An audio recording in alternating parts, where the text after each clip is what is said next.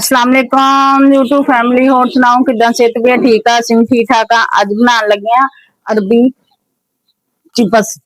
ए अरबी है, थोड़ी जी लई, इन्हू मैं बरीक बरीक कट लिया। कट के देखो ए दसन वास्ते इन्हू चंगी तरह छिल लिया। छिल के इस तरह करके आपां बरीक बरीक कट लेंगे आसान तरीके नाल। देखो इस तरह चंगी तरह इस तरह बरीक बरीक जिस तरह की मर्जी शेप ना कट लो, लंबी शेप ना कट लो, गोल ना कट लो, लेकिन मैं गोल ना कट्टी है।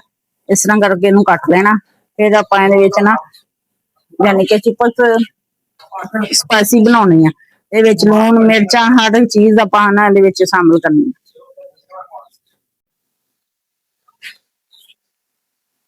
आ देखो जी मसाला ना आप लगे पान लाल मिर्च, ये ना स्पाइसी आप बनाने। ठीक हो गया है, पा ली पाना नमक,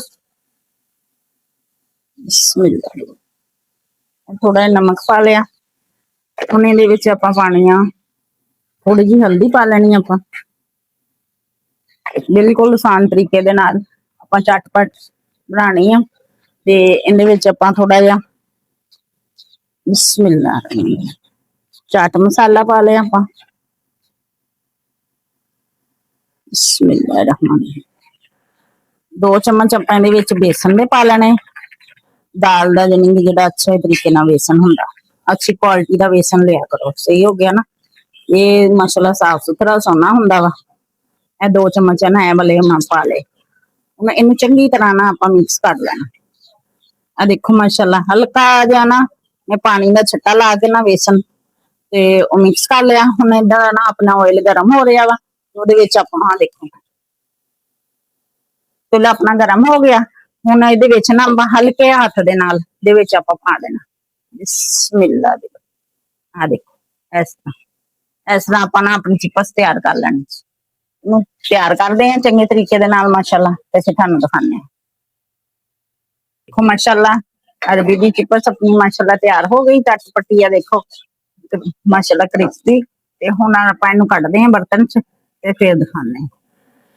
आ देखो जी माशाल्लाह अपनी चिप्स तैयार हो गई। माशाल्लाह बन चिप्स तैयार हो गई, बन के ठीक हो गया।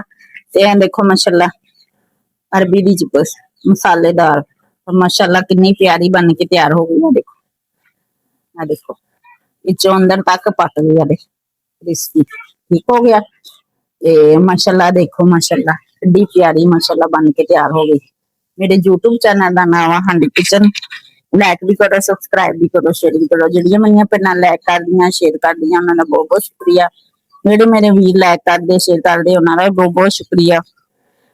ते लाजमी मैनूं दस्सिओ कमेंट च तुहानूं अरबी दी चिप्स किस तरह दी लगी, झटपटी। ते ओके जी, अल्लाह हाफिज़।